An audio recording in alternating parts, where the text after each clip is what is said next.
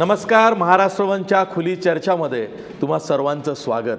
सध्या राज्यात निवडणुकांचा माहोल आहे आणि या माहोलमध्ये विरोधकांकडून सर्वांचं लक्ष वेधून घेण्याची क्षमता असणारे किंवा गेम चेंज करण्याची क्षमता असणारे, त्यांच्या मागं पक्षाची ताकद असणारे कुठले नेते असतील तर ते आहेत अजित पवार. राज्याचे माजी उपमुख्यमंत्री आणि राष्ट्रवादीचे विधिमंडळातले नेते अजित पवार आज आपल्यासोबत आहेत. दादा, खुली चर्चामध्ये तुमचं स्वागत आहे. खरं तर निवडणुकांमध्ये कशा पद्धतीचे आरोप प्रत्यारोप होतील, ही निवडणूक कशी राहील, कारण मिनी विधानसभा म्हटलं जातं आहे, 10 महापालिकांची निवडणूक आहे, 25 जिल्हा परिषदा आहेत आणि 283 पंचायत समित्या आहेत. प्रश्न असा आहे की गेली नगरपालिका निवडणूक जी होती तिथं मुख्यमंत्री देवेंद्र फडणवीस बारामतीमध्ये येऊन पवारांना आव्हान देऊन गेले आणि नंतर तिथं पाणी प्यायची वेळ आली. आताही ते अनेक भाषणांमध्ये वेळोवेळी पाणी पित आहेत, पण खऱ्या अर्थानं पाणी पिण्याचं जे नाट्य घडलं ते बारामतीत घडलं. तुम्हाला असा अंदाज होता की राज्याचा मुख्यमंत्री बारामतीत येऊन पवारांना आव्हान देईल? काय झालं, कोणताही पक्ष सत्तेमध्ये ज्यावेळेस येतो त्यावेळेस ती व्यक्ती किंवा त्या पक्षाचा नेता केव्हाही आपला स्वतःचा पक्षाची पाळंमुळं दूरवर पसरली जावीत अशा प्रकारचा प्रयत्न करत असतो. पश्चिम महाराष्ट्रामध्ये मुळातच भारतीय जनता पक्षाची ताकद ही पहिल्यापासून कमी आहे. त्यांची ताकद होती विदर्भामध्ये, नंतर त्यांना यश मिळालं मुंबईमध्ये, खानदेशमध्ये, काही भागामध्ये. आणि त्याच्यामुळं आता आपल्याला जर वाढायचं असेल, आपला पक्ष सर्व दूरपर्यंत पोचवायचा असेल तर आपण पश्चिम महाराष्ट्रात गेलं पाहिजे. आणि बऱ्याचदा काही राजकीय पक्षाचे प्रमुख लोकांचे जे मतदारसंघ आहेत ते टार्गेट केले जातात. म्हणजे तुम्हाला मागेही आमच्या सरकारच्या काळामध्ये आम्ही पण ही नीती असती, राजकारण असतं आणि त्या पद्धतीनं ते करत असतात. आणि तीच गोष्ट स्वतः देवेंद्र फडणवीस साहेबांनी अवलंबली आणि ते बारामतीमध्ये आले. पण बारामतीमध्ये गेले 50 वर्ष आदरणीय पवारसाहेब आणि आम्ही सगळ्यांनी मिळून केलेलं जे काम आहे ते कुणीही बारामतीमध्ये आल्यानंतर कबूल करतात की खरोखरीच बारामतीमध्ये विकास झालेला आहे. अजूनही करायचा विकास कधी थांबत नसतो. एखादी गोष्ट झाली तर त्याच्यामध्ये आणखीन लोकांच्या अपेक्षा वाढत असतात, आपण त्या अपेक्षेची पूर्तता करण्याचा प्रयत्न करत असतो. पण मला स्वतःला विश्वास होता की बारामतीकर आपल्याला साथ देतील, आपण काम केलेलं आहे, कामाची पोचपावती देतील आणि त्या पद्धतीनं त्यांनी दिली आणि आम्हाला यश आलं. तिथं एकही भारतीय जनता पक्षाच्या चिन्हावर एकही व्यक्ती निवडून आली नाही, हे त्यांना तिथं मिळालेलं अपयश. तरीसुद्धा तुम्ही तिथल्या निकालावरती नाराज आहेत. म्हणजे ज्या 2-3 जागा गेल्यात त्यावरही तुम्ही नाराज आहेत अशी चर्चा आहे. म्हणजे दादांची नाराजी इतकी असते की 2-3 जागाही सोडायच्या नसतात. नाही ना, मी ठरवलेलं होतं की त्यांनी आलेलं आहे तर मला 40च्या 40 जागा राष्ट्रवादी काँग्रेस पार्टीला जिंकून दाखवायच्या होत्या. आणि त्याच्यामध्ये मी तशा प्रकारे आमच्या सहकाऱ्यांना विश्वासात घेऊन आखणी केलेली होती. त्याच्यात सगळे उमेदवार मी चांगले दिलेले होते, नवखे बरेचसे होते आणि जे ताकदीचे उमेदवार होते की जे निवडून यायलाच पाहिजे होते त्याच्यात एक सिटिंग नगराध्यक्ष होते आणि ते आपल्या नगरसेवक पदाला पडले आणि एक माजी नगराध्यक्ष होते ते त्या ठिकाणी पडले. त्याच्यामुळं जे 100% निवडून येणार ते पराभूत झाले आणि जे तसं बघितलं तर एकदम नवखे होते, पहिल्यांदाच निवडणुकीमध्ये उभे राहिले, नवा चेहरा होता, ते मात्र सगळे निवडून आले. म्हणून थोडीशी मनाला वाईट वाटलं की तेही आले असते तर 40-0 निकाल लागला असता तर आणखीन आमचं नाणं किती खणखणीत आहे बारामतीकरांचं ते दाखवता आलं असतं. दादा, सत्ता आली तर सर्वांचं नाव होतं की सत्ता आणली, एखाद्या पक्षाची सत्ता घालवून सत्ता आणली. पण जेव्हा पक्षाची सत्ता जाते आणि 2014ला काँग्रेस आणि राष्ट्रवादीचं सरकार गेलं, भाजपचं नवं सरकार आलं, तेव्हा जे सरकार गेलं त्याचे उपमुख्यमंत्री तुम्ही होता. तुम्हाला अजूनही असं वाटतं की जर का तुम्ही थोडंसं समजदारीने दोन्ही पक्षांनी, दोन्ही काँग्रेसनी घेतलं असतं तर सत्ता गेली नसती? नाही, सरकार गेलं तेव्हा मी उपमुख्यमंत्री नव्हतो. हां, कारण तुम्ही सरकार पाडलं. सरकार पाडलं नव्हतं, सरकारचा पाठिंबा काढून घेतला होता. मग ते राष्ट्रपती राजवट आली ना. बरोबर ना.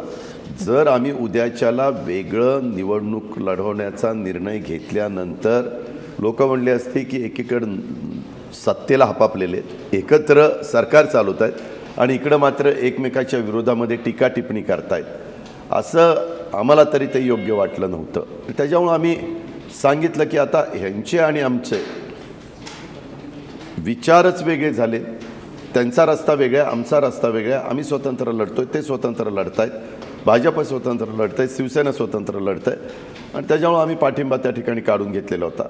परंतु नंतरच्या काळामध्ये निव्वळ नरेंद्र मोदी साहेबांची जी लाट होती त्या लाटेतनं देवेंद्र फडणवीस साहेब मुख्यमंत्री त्या ठिकाणी झाले.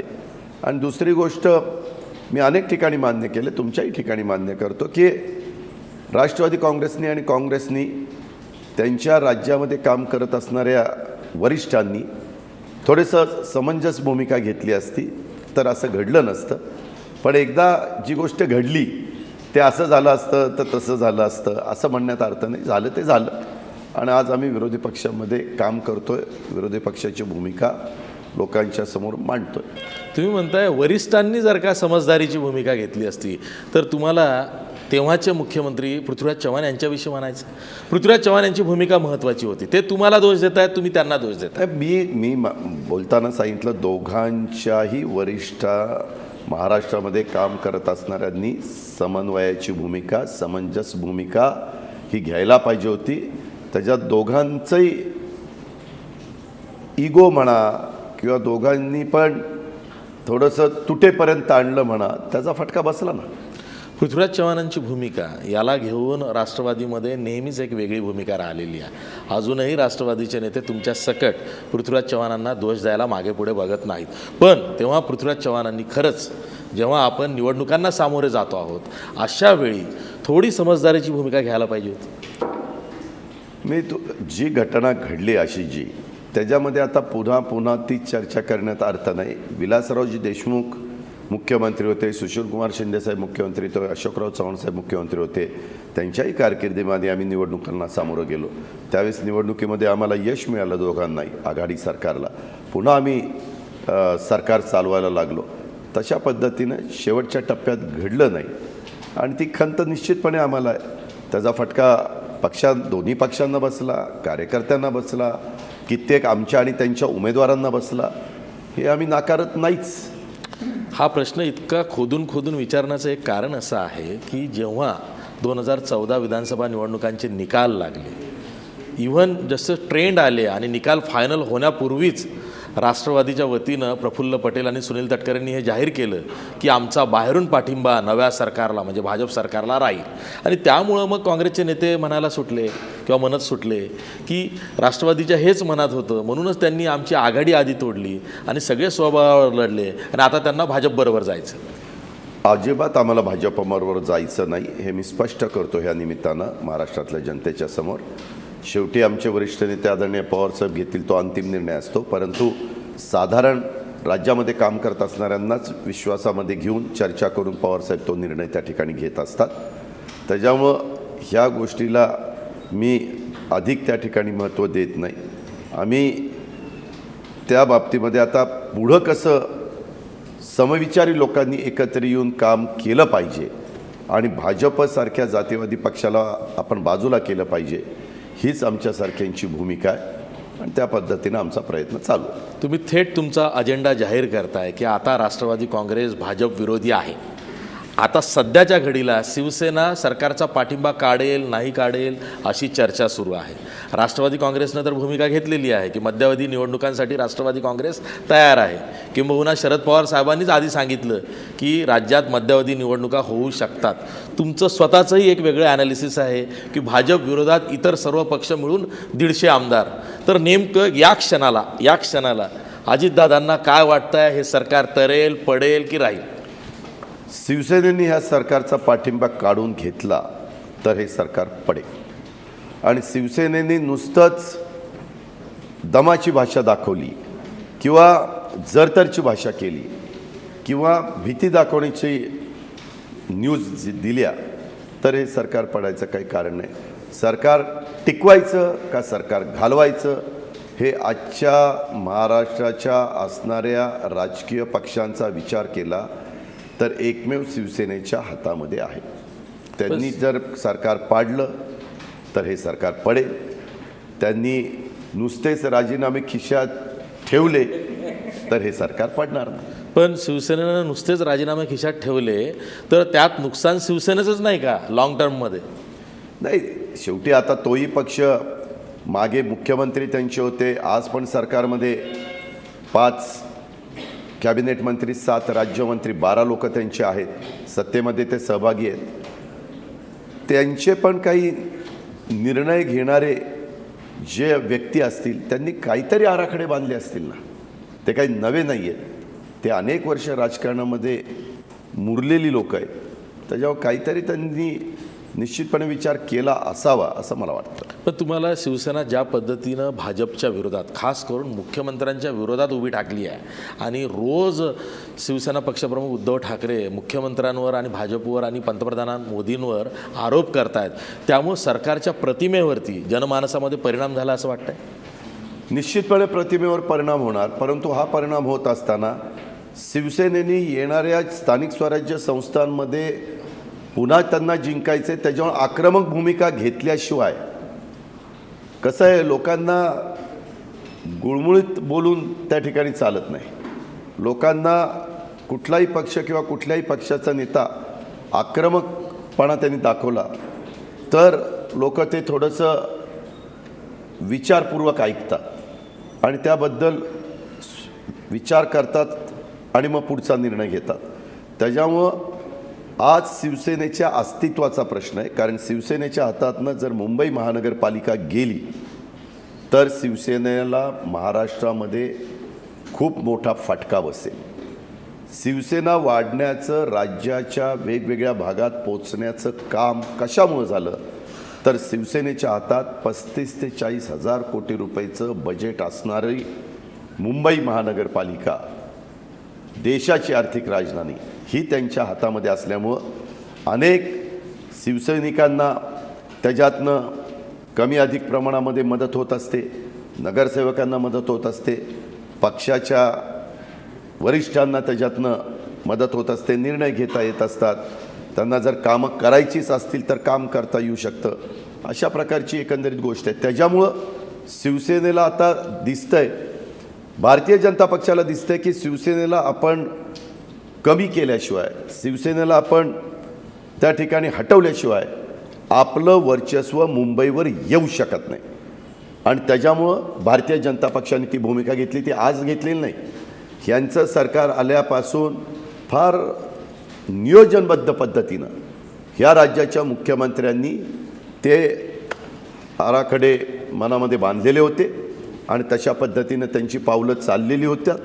आणि त्या प्रकारे मधून अधून सभागृहामध्ये कुठला तरी भ्रष्टाचाराचा मुद्दा कुणाला विचारायला सांगायचा, मग त्याला असं उत्तर द्यायचं की लोकांच्यामध्ये एक संशयाचं वातावरण निर्माण झालं पाहिजे. नाही, इथं काहीतरी गडबड दिसते, मग ती चौकशी लावू, तपासून पाहू, अशा पद्धतीनं. हे कारण कशाकरता होतं की आपल्याला जर उद्याच्याला राज्यामध्ये बस्तान बसवायचं असेल तर शिवसेनेच्या कुबड्या न घेता आपण राज्यामध्ये त्या ठिकाणी उभं राहायला पाहिजे. म्हणून काय केलं पाहिजे तर शिवसेना संपवली पाहिजे. त्याकरताचं हे राजकारण आहे. आता हे शिवसेनेच्या पण लक्षात आलं. त्याच्यावर शिवसेना आता आपण जर ह्याच्यामध्ये यशस्वी नाही झालो तर आपलं राजकारण संपून जाईल. आता शिवसेनेकडे सरसेनापती बाळासाहेब ठाकरेंच्या सारखा करिश्मा असणारी व्यक्ती नाही. आज देखील मुंबईमध्ये जर फिरला, मी आज मुंबईमध्ये अनेक ठिकाणी जात होतो, सगळे पोस्टर्स आहेत, त्या पोस्टरवर फक्त आणि फक्त बाळासाहेब ठाकरेच आहेत. आज ते नसताना देखील बाळासाहेब ठाकरेंचा चेहरा दाखवून शिवसेना मतं मागण्याचं काम आणि मराठी मुद्दा आणि आम्ही केलंय आणि मग आम्ही दाखवलंय, अशा काही त्यांच्या स्लोगन आहेत, हे आपण बघतोय. दादा, माझ्या वतीनं मी माझा शेवटचा प्रश्न विचारतो या मुद्द्यावरती. जर का शिवसेनेनं पाठिंबा काढण्याची दाट शक्यता दिसते, 18 तारखेची जी शिवसेनेची सभा आहे त्यामध्ये शिवसेनेचे मंत्री राजीनामा देण्याची घोषणा करतील अशीही माहिती सूत्रांकडनं मिळते आहे. जर का शिवसेनेनं या सरकारचा पाठिंबा काढला तर राष्ट्रवादी काँग्रेस बाहेरून पाठिंबा देईल की मध्यावधी निवडणुकांसारखी परिस्थिती आणेल? तुमच्या सूत्रांच्याकडनं मिळालेली माहिती तुम्ही सांगितली, तुमच्या तोंडात साखर पडू. त्याच्यामध्ये जर अशा पद्धतीनं झालं तर आम्ही विरोधी पक्षात आहोत, आम्ही निवडणुकीला सामोरं जायला तयार आहोत. त्या संदर्भामध्ये आमची भूमिका आजच आमचे प्रवक्ते नवाब मलिक साहेबांनी मांडलेली मी त्या ठिकाणी माझ्या वाचनात आलेली आहे. आणि त्याच्यामुळं त्यांची विचारधारा वेगळी, आमची विचारधारा वेगळी आहे. आम्ही आत्ताच परवाच्या स्थानिक स्वराज्य संस्थांच्या निवडणुका लागायच्या आधी ज्या विधान परिषदेच्या निवडणुका लागल्या त्याच्यामध्ये समविचारी लोक एकत्र आलो आणि त्याच्यामध्ये आम्हाला पदवीधर लोकांनी, शिक्षक लोकांनी खूप भरघोस अशा प्रकारचं यश मिळवून दिलं. मी त्याबद्दल त्या सगळ्या पदवीधरांना, मतदारांना आणि शिक्षक मतदारांना मनापासून धन्यवाद देतो. म्हणजे त्यांनी लक्षात आणून दिलं आहे की बाबा आम्ही सगळ्यांनी अशा प्रकारचं एकत्र आलं पाहिजे, सेक्युलर विचार घेऊनच आपल्याला पुढं गेलं पाहिजे. म्हणजे याचा अर्थ जर का शिवसेनेनं देवेंद्र फडणवीस सरकार पाडलं तर राष्ट्रवादी काँग्रेस ते वाचवणार नाही आणि मध्यावधी निवडणुकांना सामोरं जाईल. आमचा वाचवण्याचा काही प्रश्न नाही. शेवटी राज्यपालांनी ठरवायचं किंवा दुसऱ्या कुणाला पुन्हा सरकार स्थापन करण्याच्याकरता संधी द्यायची का नाही द्यायची. जर कोणी 145चा आकडा स्थापन करू शकत असतील तर संधी दिली पाहिजे. लोकशाहीमध्ये हे चालत असतं. आणि जर राज्यपालांना वाटलं की ह्याच्यात आता त्रिशंकू अवस्था निर्माण झालेली आहे, आता आपल्याला इथं राष्ट्रपती राजवट आल्याशिवाय गत्यंतर नाही आणि तशा प्रकारची शिफारस आपण तिथं केली पाहिजे, तर त्यांनी तशा प्रकारची भूमिका घेतली पाहिजे. सरकार जर का पडलं आणि अशी परिस्थिती आली, समजा कागदावरती बेरीज होते तशी 41-42 म्हणजे 83, शिवसेनेचे 63 आणि प्लस एक डावा शेकापचे 3 असे मिळून जर का 150 होत असतील तर मग अजित पवार पक्ष किंवा सरकार स्थापनेसाठी काही प्रयत्न करतील का? आम्ही अजिबात प्रयत्न त्या ठिकाणी करणार नाही. प्रयत्न करण्याचा प्रश्नच येत नाही. आपण फार पुढं चाललेलो आहे. अजून कशातच काही नाही. उगीचच काहीतरी हे असं झालं तर काय होईल, तसं झालं तर काय होईल.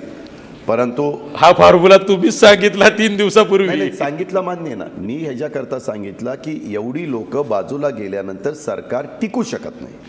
मी सरकार स्थापन होईल असं म्हटलं नाही. 288 आमदारांच्यामध्ये 150पेक्षा जास्त आमदार ज्यावेळेस विरोधामध्ये राहतात त्यावेळेस कुठल्याच व्यक्तीला सरकार चालवता येत नाही. मग त्याच्यामध्ये एकमेव पर्याय म्हणजे मध्यावधी निवडणुका किंवा मिड टर्म निवडणूक. दादा, हे यासाठी विचारावं लागतं की महाराष्ट्राचा जर का राजकीय इतिहास बघितला तर तुमचे काका शरद पवारांनीच अशा गोळाबेरीज वगैरे करून एक तर सरकार पाडलं आहे किंवा नवं सरकार स्थापन केलेलं आहे. आणि तो कित्ता पुतण्या म्हणून अजित पवारच गिरवू शकतात यावरती इतर सर्व राजकीय पक्षांचं एकमत आहे. म्हणून अजित पवारांच्या मनात काय हे जाणून घेणं हे कोणत्याही माझ्यासारख्या पत्रकाराचं कर्तव्य आहे. म्हणून असा प्रश्न तुम्हाला विचारावा लागतो. पवार साहेबांनी ज्यावेळेस केलं होतं त्यावेळेस पुरोगामी लोकशाही दल अशा प्रकारचं अस्तित्वात आणलेलं होतं. त्यावेळेस शेतकरी कामगार पक्ष सहित जनता पक्ष म्हणून एक SM जोशी आणि सगळे मान्यवर त्याच्यामध्ये काम करत होते. तो आकडा 100च्या पेक्षा जास्त होता. पवार साहेबांनी जी भूमिका घेतली त्यात काँग्रेसच्या विचाराचे 45 आमदार बाहेर पडले आणि अशा पद्धतीनं ते सरकार 150च्या पुढं गेलं आणि ते सरकार उत्तम प्रकारे त्यांनी त्या ठिकाणी चालवलं. आताच्या काळामध्ये एक वेळ काँग्रेस आणि राष्ट्रवादी काँग्रेसचे विचारधारा साधारण सारखी असली तरी शिवसेनेची विचारधारा एकदम वेगळी आहे. शिवसेना हा जातीवादी पक्ष आहे. शिवसेना हिंदुत्वाचा मुद्दा घेऊन पुढं निघालेला पक्ष आहे. आम्ही जातीय सलोखा निर्माण करणारे पक्षाचे कार्यकर्ते आहोत. त्याच्यामुळं ह्या विचारधारेमध्ये आम्ही एकत्र बसूच शकत नाही. त्यामुळं पुढचं सरकार अस्तित्वात येण्याचा प्रश्नच उद्भवतो. ठीक आहे. अजित पवार स्पष्टपणे सांगतायत की मध्यावधी निवडणुका होतील, पण राष्ट्रवादी काँग्रेस भाजप सोडून इतर शिवसेना काँग्रेस असं जो सरकार बांधण्याचं किंवा निर्माण करण्याची जी चर्चा आहे ती आमच्याकडून होणं शक्य नाही. ब्रेकनंतर पुन्हा याच मुद्द्याला घेऊन आपण चर्चा करणार आहोत, पण ब्रेकनंतर.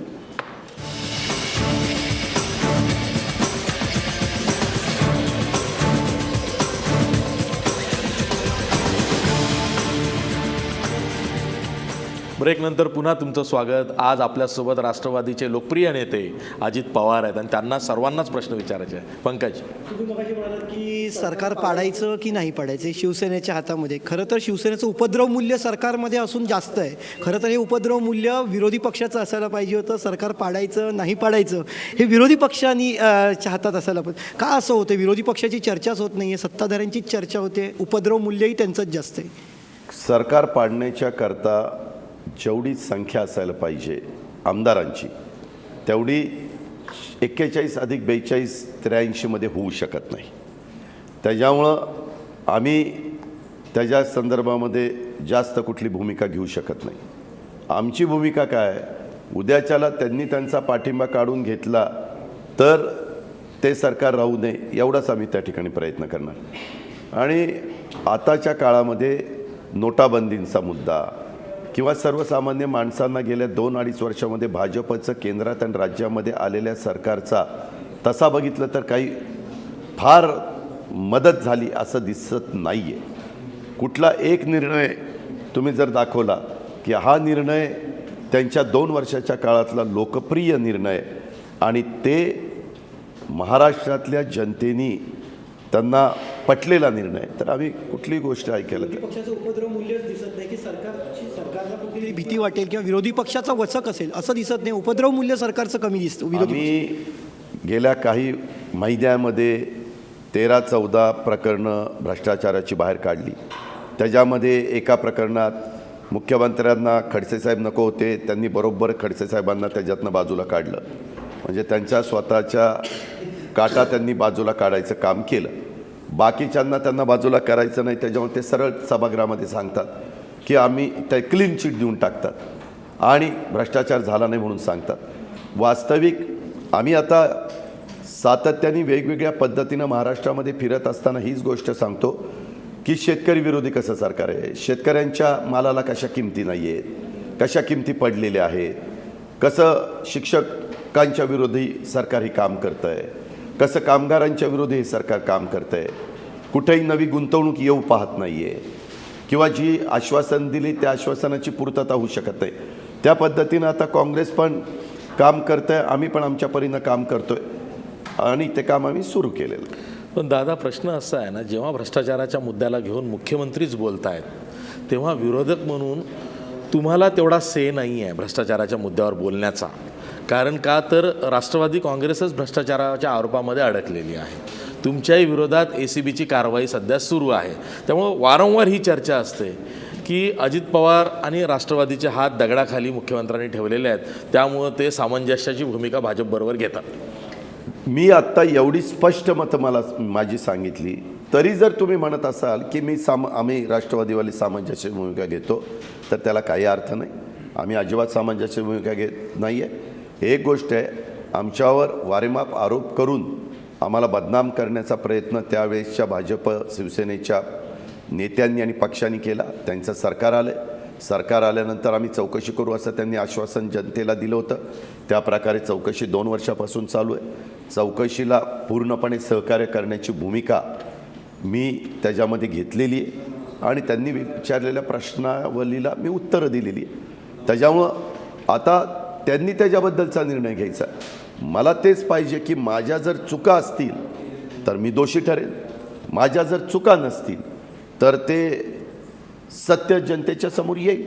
दादा, विषय आम्हाला उथळ मात्याने जनतेच्या समोर जाता येईल.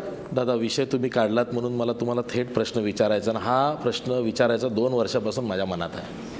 सिंचन घोटाळ्यामध्ये जर का तुम्ही दोषी आहात असा आरोप केला जातो, तर तुम्ही आज हे सांगाल का की सिंचनाचे जे काही निर्णय घेतले, वर्क ऑर्डर्स असतील किंवा टेंडरचे असतील, ते तुम्ही पारदर्शीपणे घेतले? अजित पवारनी राजकारणात 1991 साली खासदार म्हणून मला पहिल्यांदा संधी मिळाली. त्यावेळेस 2 वर्ष मी राज्यमंत्री म्हणून सुधाकरराव नाईकांच्या मंत्रिमंडळामध्ये काम केलं. ॲग्रिकल्चर, एनर्जी, प्लॅनिंग असे काही डिपार्टमेंट माझ्याकडे त्या काळामध्ये होते. त्याच्यानंतर ते सरकार गेलं. नंतर 99 पासून माझ्याकडे जी डिपार्टमेंट आली, म्हणजे त्याच्यात ऊर्जा असेल, नियोजन, अर्थ, फलोत्पादन, ग्रामविकास, पाणीपुरवठा, स्वच्छता, शिवाय जलसंपदा, ही सगळ्या खात्यामध्ये काम करत असताना माझी पहिल्यापासून कामाची पद्धत आहे की प्रशासनाचं काम केलं पाहिजे. ज्यावेळेस फाईल आम्हा लोकांच्या समोर येते त्यावेळेस आलेले फाईल ही ताबडतोब ती कशी क्लिअर होईल हा प्रयत्न मी करत असतो.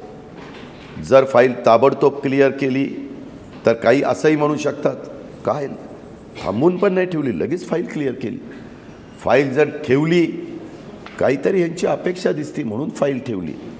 मला माझं ऑफिसमध्ये काम करत असताना नेहमी आजचं काम आजच केलं गेलं पाहिजे ह्या विचाराचा मी आहे आणि तशा पद्धतीनं मी आजपर्यंत कामं करत आलेलो आहे.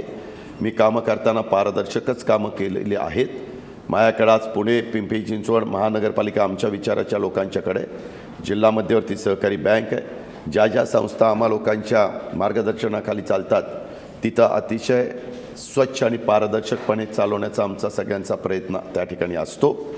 त्याच्यामुळं पाठीमागच्या काळामध्ये ह्यांनी जी काही आम्हा लोकांची बदनामी केली, 70,000 कोटीचा आकडा त्यांनीच काढला. वास्तविक त्या काळामध्ये डिपार्टमेंट अस्तित्वात आल्यापासून त्यावेळेसपासूनपर्यंत 40,000 कोटीचाच खर्च झालेला होता. 40,000 कोटीमध्ये 70,000 कोटीचा भ्रष्टाचार कसा होऊ शकतो? आणि आता केंद्रात राज्यात त्यांचं सरकार आहे, त्याबद्दल त्यांनी पूर्णपणे माहिती घ्यावी. ते वेगवेगळे टीम त्याच्या संदर्भातलं सगळा तपास करते आणि वस्तुस्थिती आता लोकांच्या समोर यावी एवढंच मला वाटतं. मी काम करताना माझ्या सद्विवेक बुद्धीला स्मरून जे काही तिथल्या शेतकऱ्यांच्या दृष्टीनं पाणी देण्याच्या बद्दलचे जे निर्णय घ्यायला पाहिजे होते त्या पद्धतीनं लोकप्रतिनिधी मागणी केल्याप्रमाणे मी निर्णय घेतलेले आहे, हे मी स्पष्टपणे सांगतो. सरकार आल्यानंतर ज्या वेळेला सिंचनाबद्दलची चौकशी सुरू झाली, एकीकडे सुनील तटकरे यांच्याबद्दल होती, त्यानंतर तुम्हाला सुद्धा बाळगंगा धरणाबद्दल चौकशीसाठी बोलवण्यात आलं होतं.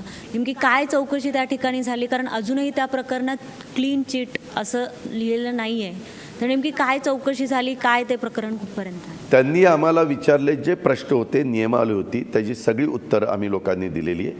ही आज न्यायालयामध्ये पण काहींनी PIL त्या ठिकाणी केलेलं आहे.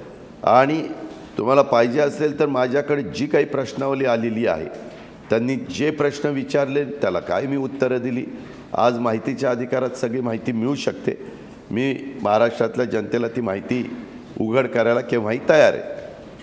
दादा, थोडं आपण या सरकारबद्दल सुद्धा बोलूयात, कारण या सरकारमध्ये अनेक आरोप प्रत्यारोपांच्या आता सध्या फैरी झडत आहेत. अनेक मंत्र्यांवरती भ्रष्टाचाराचे आरोप झाले, पण जसं तुम्ही म्हणालात मुख्यमंत्री सगळ्यांना क्लीन चिट देत चाललेले आहेत. विधिमंडळात उभं राहून ज्यावेळेस मुख्यमंत्री क्लीन चिट देतात, या सरकारकडे मग तेवढी अकाउंटेबिलिटी आहे का? कारण गेल्या सरकारवर खूप भ्रष्टाचाराचे आरोप झाले आणि म्हणून जनमत बदललं असंही म्हटलं गेलं. तुम्हाला अँटी इन्कम्बन्सीचा फटका बसला खरा, पण भ्रष्टाचाराच्या आरोपांमुळे सुद्धा तुमची सत्ता गेली असंही म्हटलं जातं. पण या सरकारकडे मग ती अकाउंटेबिलिटी आहे असं तुम्हाला वाटतं का? माझं स्वतःचं स्पष्ट मत आहे की अशा पद्धतीनं वेगवेगळ्या प्रकारे भ्रष्टाचाराचे आरोप करून समोरच्यांना बदनाम करण्याचा प्रयत्न नेहमीच भारतीय जनता पक्षाने अंगीकारला आहे. भारतीय जनता पक्षाचं सरकार येण्याचं एकमेव कारण नरेंद्रजी मोदी ह्यांचा जो करिश्मा त्यावेळेस संपूर्ण देशामध्ये आणि राज्यामध्ये पण होता, त्याचा फायदा ह्यांना त्या ठिकाणी झालेला आहे. ही त्रिवार सत्य. त्याच्यामध्ये आज पण तुम्ही महाराष्ट्रामध्ये ह्यांचं जे मंत्रिमंडळ आहे ह्याच्यातलं एका नेत्यांनी जावं आणि तिथं जाहीर सभा घेऊन किती लोक येतात ते पहा. आज ह्यांच्यातले कितीतरी सिनियर मंत्री मुंबईमध्ये प्रचार देखील करत नाही आहेत. मुंबईमध्ये प्रचाराला त्यांना कोणी बोलवत नाही आहे. आज पण नरेंद्र मोदींना ह्या येनकेन प्रकारे एखाद्या तरी सभेला मुंबईत कसा आणता येईल हाच प्रयत्न भाजपचा चाललेला आहे. पण त्याच्यात देशाच्या पंतप्रधानांनी मुंबईसारख्या महानगरपालिकेच्या प्रचाराला यावं का, ते फसेल का सक्सेस होईल ह्या दोलामय अवस्थेमध्ये सध्या भाजपचं नेतृत्व आहे. आणि आज देखील ज्या प्रकारे हे सगळी निवडणूक देवेंद्र फडणवीस साहेबांनी हातामध्ये घेतलेली आहे, त्याच्यात एकमेवच ते प्रचाराची एकंदरीत नियोजन करतायत. बाकीचे कोणी त्यांना फार काही साथ देत आहेत असं दिसत नाही. उलट बाकीच्यांची वक्तव्य ही भारतीय जनता पक्षाला अडचणीतच आणायची ठरतात. तुम्ही त्यांचे प्रांताध्यक्ष रावसाहेब दानवेंचं वक्तव्य घ्या, तुम्ही सुभाष देशमुख सहकार मंत्र्यांचं वक्तव्य घ्या, तुम्ही सोलापूरचे असणारे भारतीय जनता पक्षाच्या खासदारांचं वक्तव्य घ्या, आमचे पुणे जिल्ह्याचे लोकप्रिय पालकमंत्री गिरीश बापट साहेबांचं वक्तव्य त्या ठिकाणी घ्या. अनेक प्रकारची वक्तव्य, मी आत्ताची तातडीची 5-6 वक्तव्य जी आहेत की जे भारतीय जनता पक्षाचे मताची टक्केवारी घटेल ह्या प्रकारची आहे. दादा, तुम्हाला एक शेवटचा प्रश्न ब्रेकपूर्वी विचारतो. गिरीश बापट यांनी अवतार का बदलला, दाढी का वाढवली, तुम्ही काय शोध घेतला?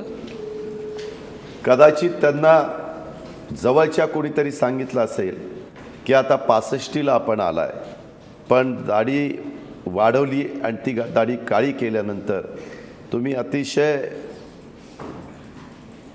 स्मार्ट दिसताय. त्याच्यातनं तुम्हाला एक तुमचा जे पाठीराखे आहेत त्यांची संख्या वाढेल असं काहीतरी त्यांना कुणीतरी सांगितलेलं दिसतंय.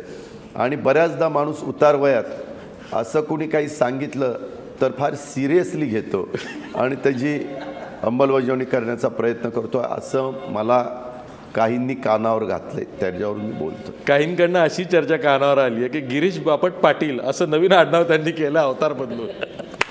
लायटर मोडवरती आपण हा ब्रेक संपवतोय. पुन्हा भेटूया ब्रेकनंतर.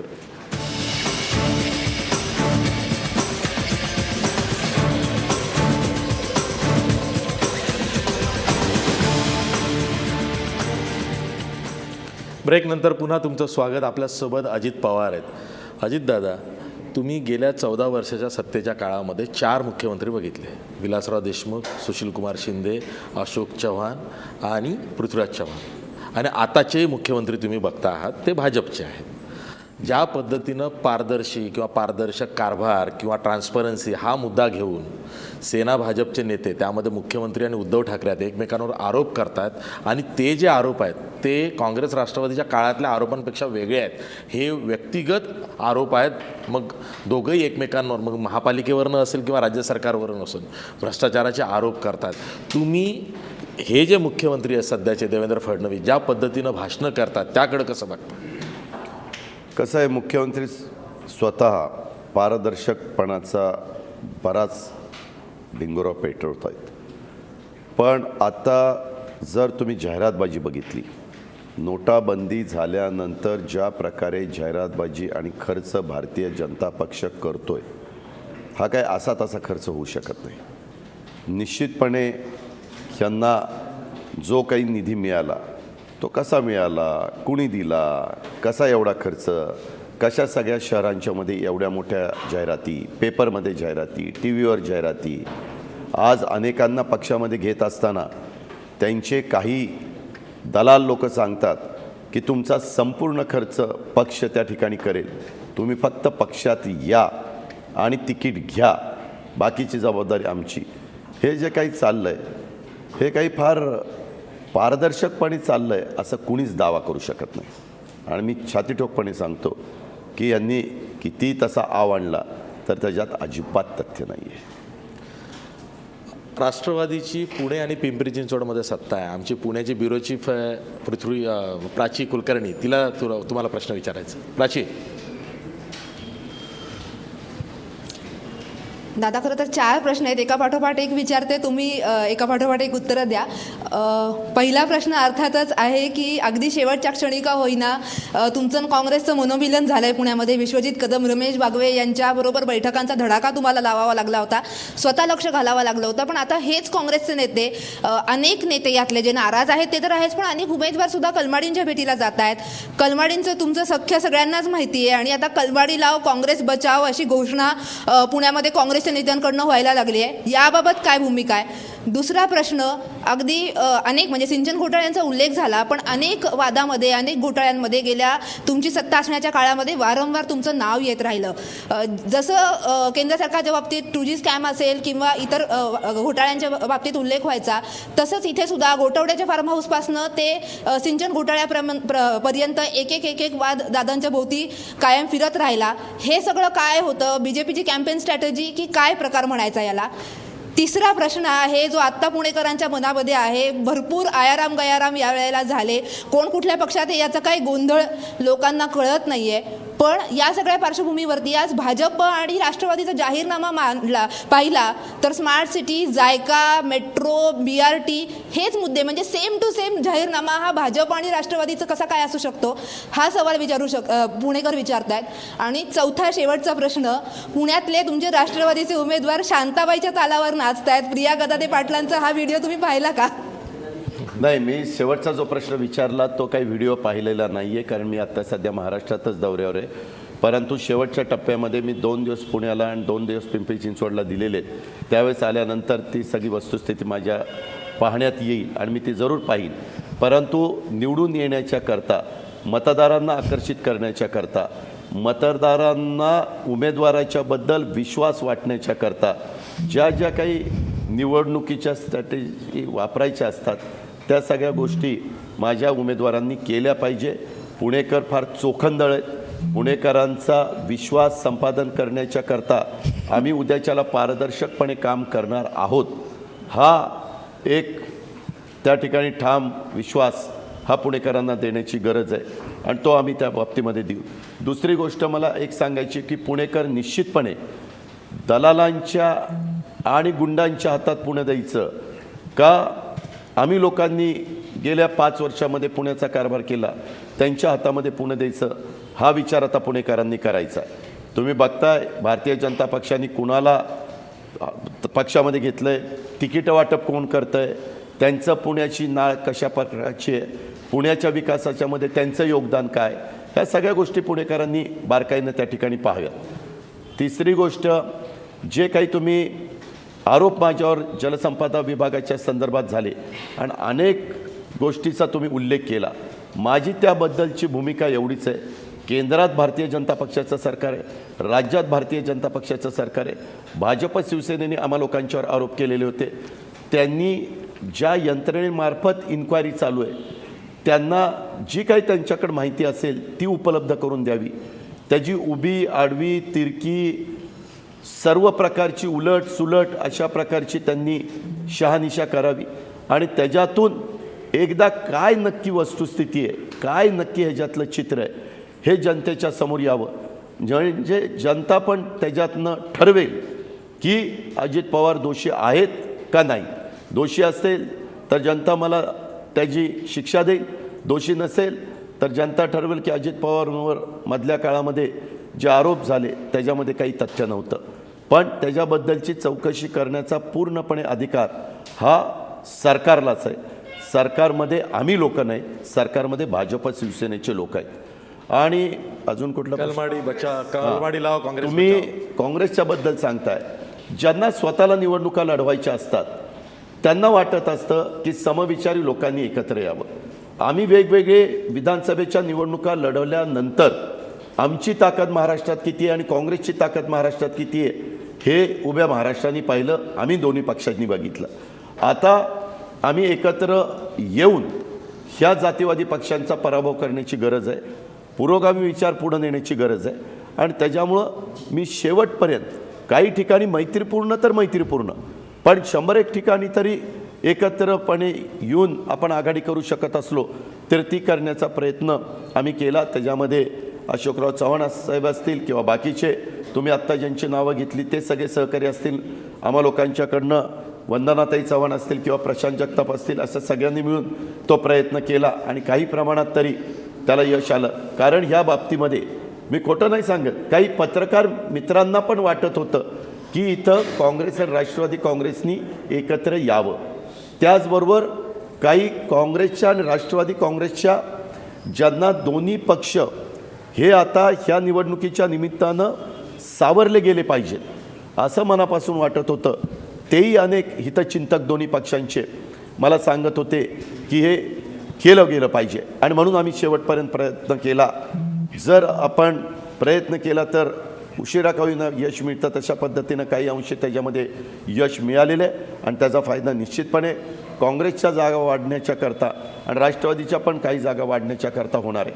आता तुम्ही आणखीन एक मला सांगितलं की काँग्रेसचे काही लोक माजी खासदारांच्याकडे जातात. काँग्रेसच्या कार्यकर्त्यांनी किंवा त्यांच्या जवळच्या सहकाऱ्यांनी कुणाकडे जावं हा त्यांचा अधिकार आहे.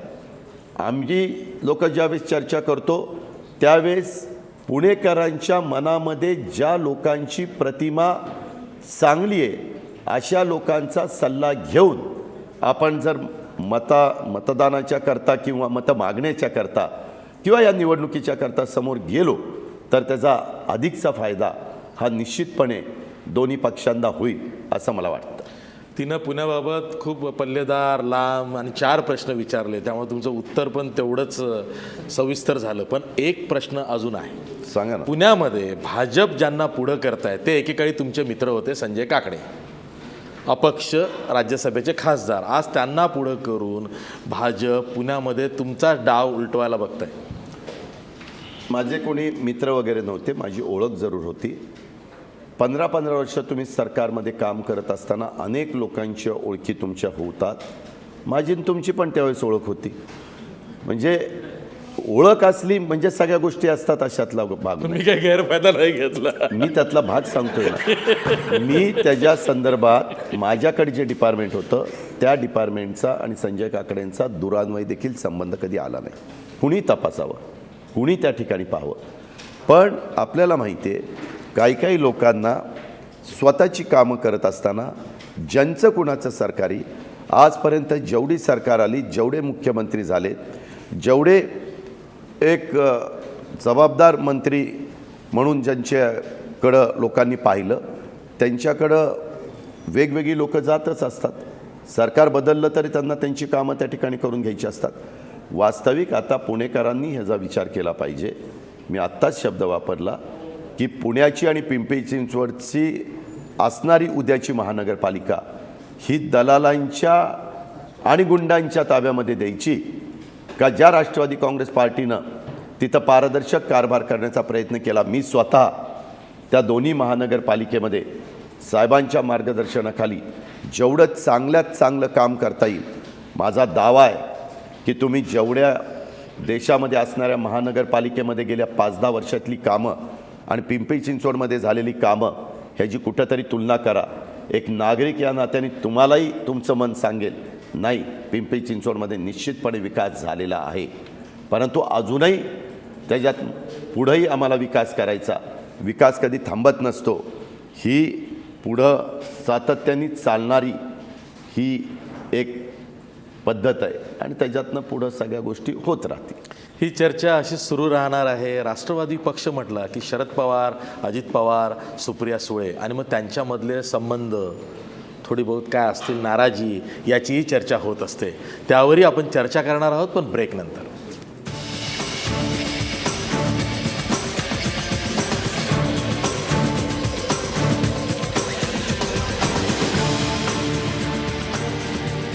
ब्रेक नंतर पुन्हा तुमचं स्वागत. आपल्यासोबत अजित पवार आहेत. अजितदादा, राष्ट्रवादी काँग्रेस पक्ष, शरद पवार, अजित पवार, सुप्रिया सुळे, तिघांची 3 स्थानं सध्या कशी आहेत? प्रत्येकजण आपल्या आपल्या स्थानावर अतिशय योग्य पद्धतीनं कामं करतायत. कुणालाही काही अडचण नाही. सगळ्यांच्यामध्ये एकोपा आहे आणि सगळ्यांनी साहेब जो फायनल निर्णय घेतील तो सगळ्यांनी मान्य करायचा ही आम्हा लोकांची भूमिका आहे. त्याच्यामुळे काही अडचण नाही. आपल्या मनामध्ये जे काही शंका कुशंका येत असतील त्या सगळ्या आपण काढून टाका. अतिशय उत्तम आमचं सगळं चालू आहे. दादा, एक शेवटचा प्रश्न विचारतो की पुण्यामध्ये गणेश गडकरींचा पुतळा फोडण्यात आला. ही काही समाजकंटकांनी तो फोडला, ही ताजी घटना आहे. सत्तेत तुम्ही परत आल्यानंतर पालिकेमध्ये हा पुतळा तुम्ही सन्मानपूर्वक बसवणार आहात का? आणि दुसरी गोष्ट म्हणजे तुम्ही या घटनेकडे कसं बघता? मी या घटनेकडं अतिशय तीव्र शब्दात ज्यांनी कोणी ही घटना केली त्यांचा निषेध करतो. त्याबद्दल ताबडतोब महापौरांना आयुक्तांना मी पण सूचना दिलेल्या होत्या की त्या गोष्टी लवकरात लवकर तो पुतळा बसवला गेला पाहिजे. परंतु आता नवीन जे नियम झाले त्याच्यामध्ये लगेच पुतळा बसवता येत नाही. त्याच्यात पहिल्यांदा तो पुतळा तयार करावा लागतो. तो नंतर एक कमिटी आहे त्यांनी पाहायचा की तो हुबेहूब झाला आहे का नाही, त्यांनी सिलेक्ट करायचा की झाला आहे. त्याच्यानंतर वेगवेगळ्या NOC असतात. आपल्या मंत्रालया पण समोर प्रशासकीय इमारत आहे तिथनं पण काही NOC असतात. त्या सगळ्या NOC मिळाल्यानंतर तो बसतो. त्याला काही महिने लागणार आहेत. परंतु तोपर्यंत तिथं एक तैलचित्र लावलेलं आहे आणि तो पुतळा पुन्हा पूर्ववत बसवण्याचा निर्णय राष्ट्रवादी काँग्रेस पार्टीनं आणि पुणे महानगरपालिकेने घेतलेला आहे. तशा प्रकारचं स्टेटमेंट देखील त्या ठिकाणी केलेलं आहे. पण तुमची काही मतं असू शकतात. मी असं म्हणणार नाही की मी आता तुमच्या सगळ्यांच्या समोर बोलत असताना मी म्हणेन तीच सगळी मतं तुम्हाला पटली पाहिजे किंवा तुम्ही जे प्रश्न विचारले असतील तेच मी सगळे मान्य केले पाहिजे. मला काही गोष्टी आवडतील न आवडतील हा प्रत्येकाचा स्वभावाचा गोष्ट आहे. आता ह्याच्यामध्ये अशा गोष्टीचं प्रत्येकाने निषेध केला पाहिजे. कुणाला पटलं नाही तर तुम्ही काही वर्षापूर्वी बसवणारा पुतळा तोडायचा मोडायचा म्हणजे काही विचार तोडले मोडले जात नाही. विचार प्रत्येकाचे व्यक्ती हयात नसली तरी ते विचार तिथं तसेच राहतात. बाकीच्या वाचू शकतात, बाकीचे त्याच्याबद्दल काय प्लस मायनस पॉईंट आहेत ते पण समजावून घेऊ शकतात. त्याच्यामुळं असं कुणीच कुणाच्या बाबतीमध्ये करू नये हे मला अतिशय स्पष्टपणे सर्वांना सांगावं असं वाटतं. आणि प्रत्येकाने प्रत्येकाच्या मताचा आदर केला पाहिजे. आणि पटलं नाही तर तुम्ही तुमची भूमिका वैचारिक पद्धतीनं तिथं मांडा. कुणाला आवडेल कुणाला नाही आवडेल. लोकशाही तर हीच लोकशाही आहे ना. आपण घटनेचे शिल्पकार बाबासाहेब आंबेडकरांनी दिलेल्या घटनेचा आदर करून जे काही कामकाज करतो त्याच्यातलं हेच आहे. आता खूप जणं काही वारेमाप बोलतात परंतु त्या बोलण्यात तथ्य असेल तरच जनता त्याची नोंद घेते. तथ्य नसेल तर जनता ह्या कानाचं ऐकते त्या कानाने सोडून देते. काही त्याची दखल घेत नाही. पण कुठंतरी कुणाला तरी भावना भडकवण्याचं काम आणि त्याच्यातनं उद्रेक होण्याच्या गोष्टी जर कुणाच्या वक्तव्यातनं होणार असतील तर त्याला कायद्याचे काही नियम लावून कलमं लावून आपण त्यांना तिथं रोखू शकतो, थांबवू शकतो. त्याहीबद्दल पोलीस यंत्रणेनं आणि सरकारने तत्पर असलं पाहिजे असं माझं स्वतःचं मत. अजितदादा, तुम्ही आमच्या या महाराष्ट्र वनच्या खुली चर्चामध्ये आलात. आमच्या उलटसुलट थेट प्रश्नांना सविस्तर उत्तर दिलीत त्याबद्दल धन्यवाद. हे होते अजित पवार. 23 फेब्रुवारीला जेव्हा सर्व निकाल जाहीर होतील तेव्हा राज्याचं राजकारण नेमकं कुठलं वळण घेऊ शकेल याचा अंदाज अजित पवारांच्या बोलण्यातून नक्कीच आला असेल. हीच राजकारणाची रंगत आहे. निवडणुका म्हटलं की तिथं गेम चेंजिंग फॅक्टर हा खूप महत्त्वाचा असतो. कदाचित ही मिनी विधानसभा काही वेगळं सांगून जात असेल त्याचा अंदाज आज नक्कीच आला असेल. पुन्हा भेटूया खुली चर्चामध्ये. पहा फक्त महाराष्ट्र वन.